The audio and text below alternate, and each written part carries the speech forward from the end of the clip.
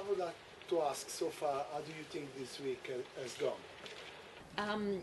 You know, when we came here to Tianjin, we said there is one thing that it would be exceedingly helpful for governments to do, because we're not in control of what governments do, but we certainly suggest what they might want to consider to do. And we suggested both publicly and, of course, through the support that the Secretariat gives to governments, that governments might want to consider taking the text that they have in front of them, both the LCA and the KP text, which contain a huge number of issues and a number of details in each issue, and actually separate out what is doable in Cancun and what of the issues that are still on the table would need further work after Cancun. So basically to write out for themselves what is the plan of action in Cancun. Because what we wanted to avoid was going to Cancun like we all went to Copenhagen with a to-do list that was interminable, and that was completely unrealistic and undoable, as we saw. So we thought, okay, this time let's see if we can figure out what do governments really want to do. And I must say, I mean, you'll all be in the plenary today and we'll all hear together, but from the conversations that we're having and the tracking that we do day to day, my sense is that governments have actually really taken up that challenge, that they have devoted their time here to, in a very challenging way, to separate in each of the items what they think that is doable, which doesn't mean that it's done. It doesn't mean, you know, that Cancun, we don't have to go to Cancun because it's all agreed. No. What they've done is they've said, okay, we think that there's a possibility that we can still have productive conversations around these issues. So I think, and we'll know in the afternoon for sure, but I think what they have done, in fact, this week is to set out their program of work for Cancun, which means they still have to do the work in Cancun. But at least they will know very clearly what needs to be done. So I'm happy. Okay, so as we know that the LCA groups have been closed, and we completely respect that, and we think that you would be the perfect person to advise us and guide us, to tell us how civil society could be constructive, and at least following this aspect of the negotiations, and especially for us trackers where we always come and sit and kind of try to catch our negotiators inside the plenary halls. Well, so I actually think it's a very, very smart way of working, because if you don't, and I think a lot of it is building up personal relationships, right? So if each of you chooses a country and follows that team that hopefully has some continuity, they don't always are the same negotiators, but in as much as they may have continuity, and if you build up a personal relationship, that's actually, I mean, you're in a very, very privileged position, because most other non-governmental stakeholders who are here don't have that personal relationship, and they have to pick up information, you know, from whoever is sharing information. So that's, I think, for you, a particularly rewarding, I hope, and particularly insightful way that you work. My advice has always been to the question that you pose, that yes, I think it's very important to follow here what is going on, but equally, or perhaps even more important, it is to establish that network and that dialogue with your government representatives at home, because it is at home that they actually establish their position. By the time they come here, they already have a well-concerted position that they have consulted with the different sectors in their government, hopefully with private sector, with civil society, et cetera, et cetera. So by the time they come here, they already have their terms of reference, right?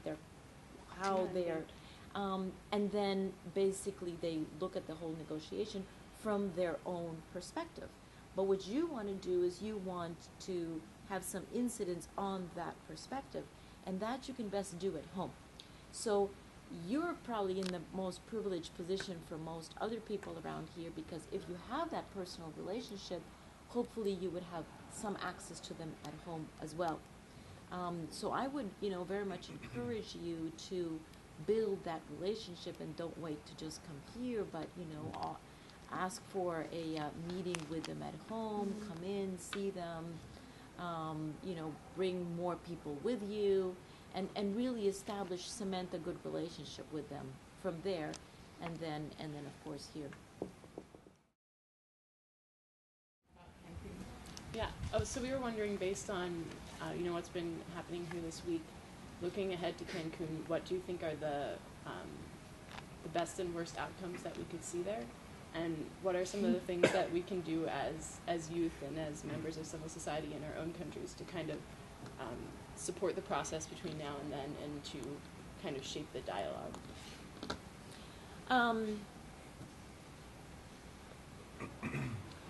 Best outcome.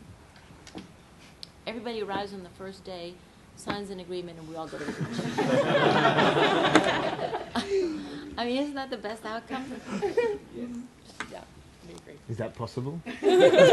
Is it desirable? Yes. Is it possible? No. Let's see. Worst outcome is we're all there for 2 weeks and no deliverable. I mean, that's the worst. So what's in between? In between, and I think with a healthy dose of realism, is because countries are so clear about what the work is that they want to do in Cancun, and because they have demonstrated this week that they really are committed to doing the work. And they have been very vocal, and I hope that you were all in the first plenary, and let's see what happens this afternoon. But they've been very vocal in saying that they really want a concrete outcome in Cancun.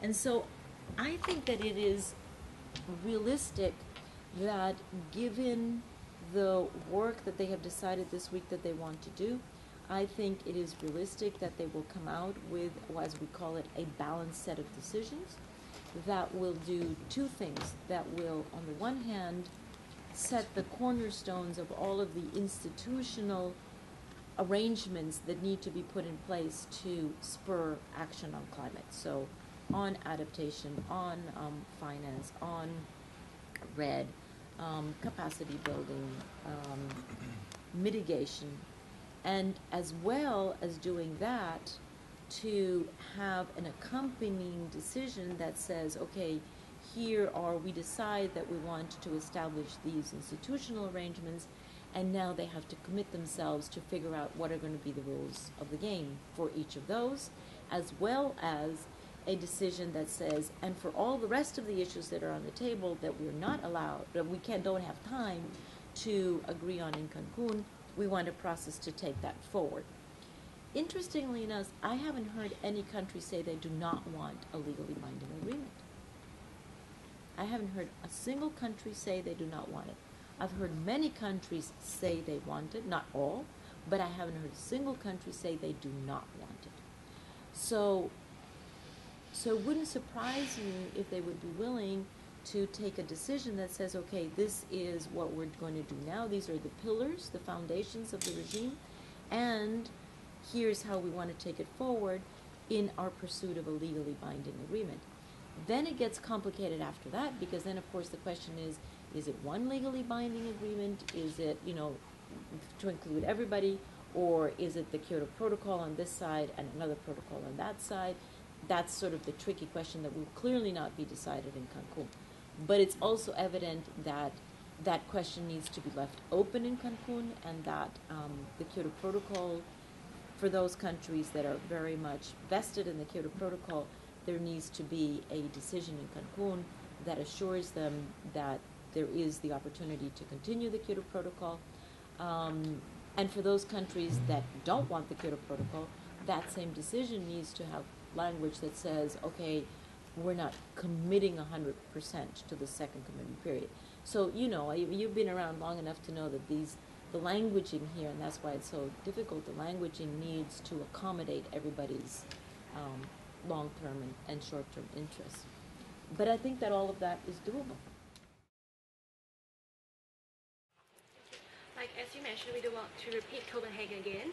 So my question would be, what are you and Cyprus going to do to ensure that the Mexican embassy is not going to bring a Mexican test like the Copenhagen or like Danish test? Well, first of all, there is a Mexican government commitment to not do that. And they've been very clear with parties. But perhaps more importantly, the reason why the Danes had to bring a text is because in the absence of a doable text, you have to put something else on the table. I mean, that's, understandable. So there was a lot of, procedural problems, et cetera, but I do not condemn the fact that the Danes put a text on the table, because that is the only reasonable thing to do in the absence of a text that is something that can be adopted. So of course they would have done that. Now, the huge difference between last year and this year is that there is a text that is very doable, and that is the huge progress and the huge outcome of this meeting in Tianjin, that parties are actually forwarding to Cancun already draft texts that they themselves have written. So there is no need, in fact, for the Mexicans to invent anything out of the clear blue sky, because the parties have written their text. They're forwarding it to Cancun. It's an organized text. It's a comprehensive text. Some of it is more mature than other pieces, but there is a text on the table, and it's a party text. So we have a pretty clear game plan. So I wonder, like, you've been a negotiator yourself before this position, as far as I know. So you're like changing perspectives now. What do you think? How much you or we can influence the negotiator here at all? I mean, you already told us at home we have more influence, but there must be some space for them to kind of report back to their respective countries. And how do you play that role? Well, I don't know how. I mean, the only perspective that I can give you is from the perspective of the Costa Rican negotiator, because that's what I was. And I don't know how different our team is than other teams.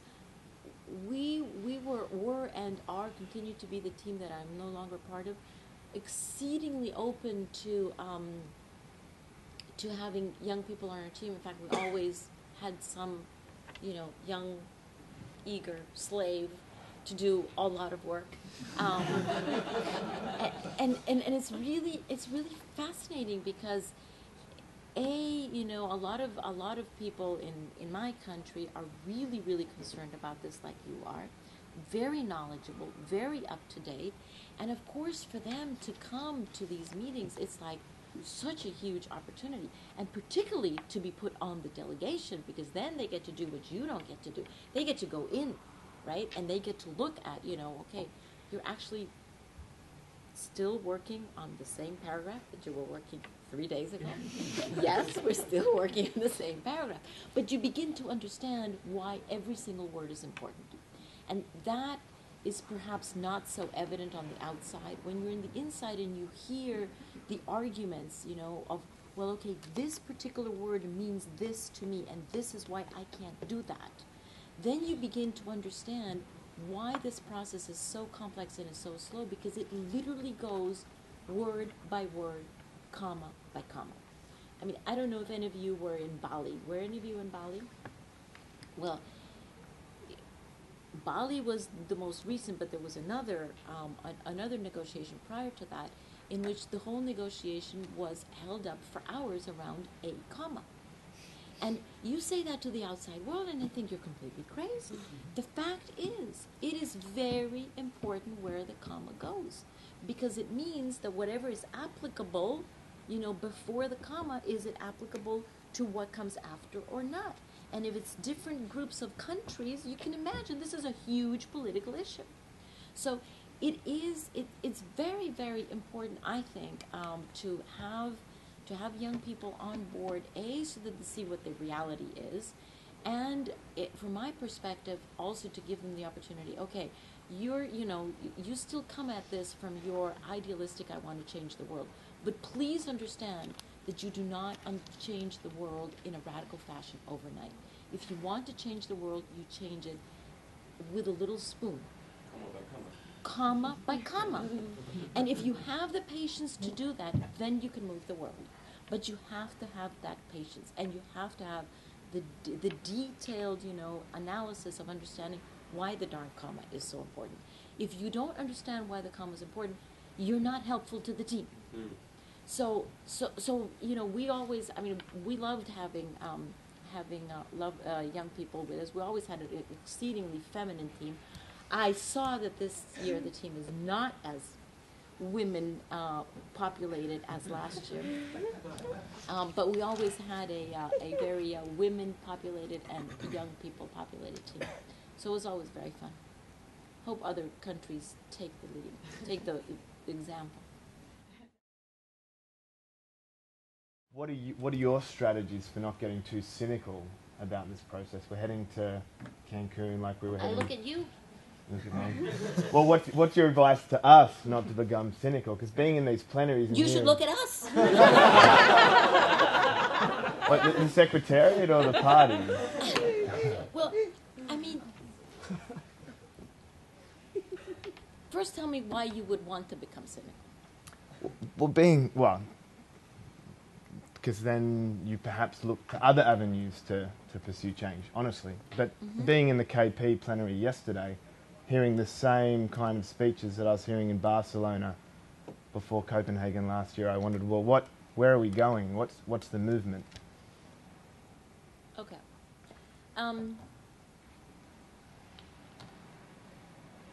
Why should you not become cynical? Well, first, I hope you don't become cynical because, honestly, I hope that you're going to take over this process. And if you're going to become cynical at your age, then we're really screwed.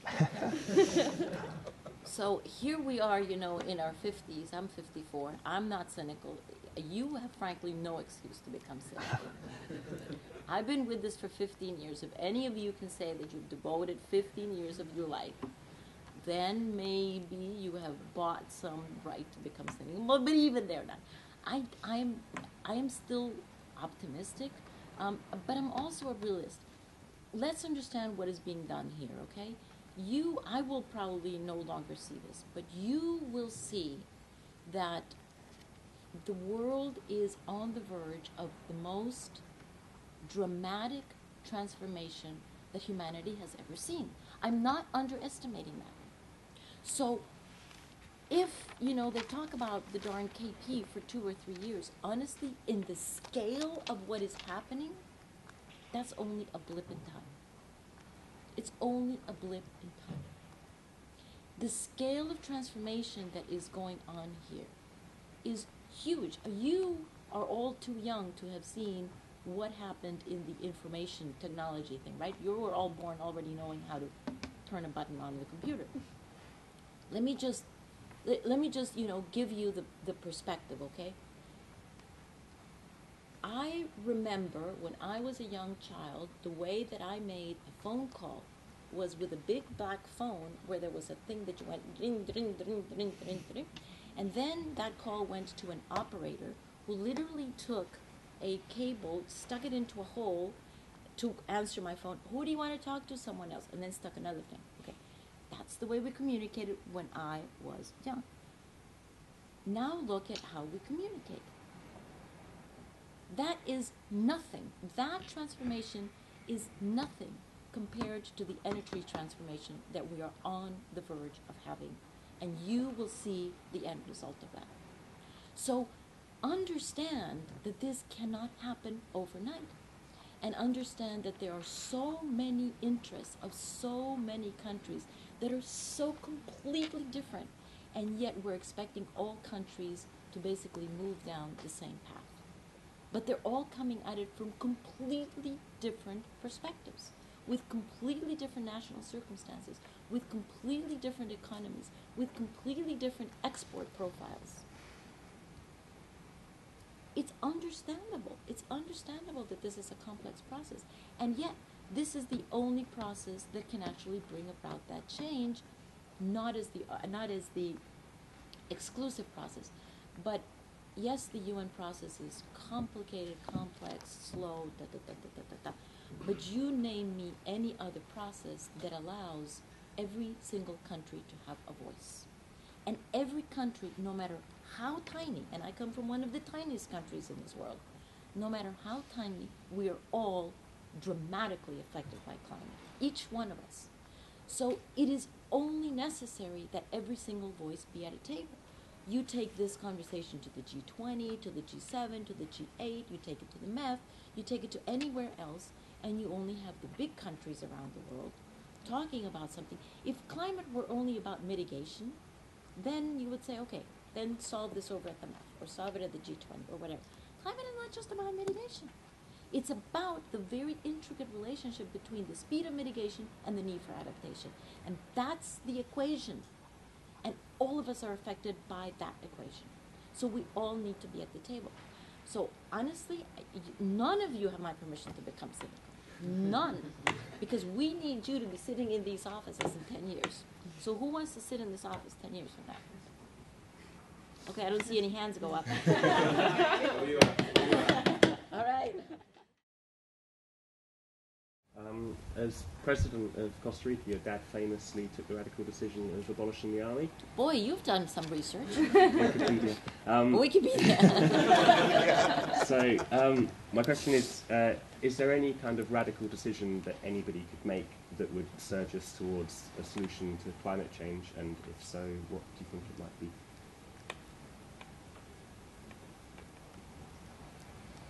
Where's my dad when I need him, right?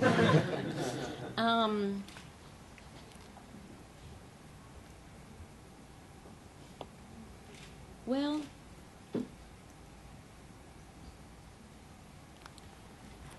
if there's a radical decision that could be taken, it would be for everyone, from big to small, to be legally bound by specific targets in both mitigation. Can they be bound by targets in adaptation? Let me say legally bound by specific targets in mitigation and bound by specific efforts to support their population in adaptation. And we may move toward that, and I think everyone is moving in that direction. The timing issue, though, is critical, right? Because say what you will, this is a process that is constructed around the historical responsibility, and you can't just put that under the carpet. It's very different. I was talking to a colleague the other day about the next meeting is on. Okay, thank you.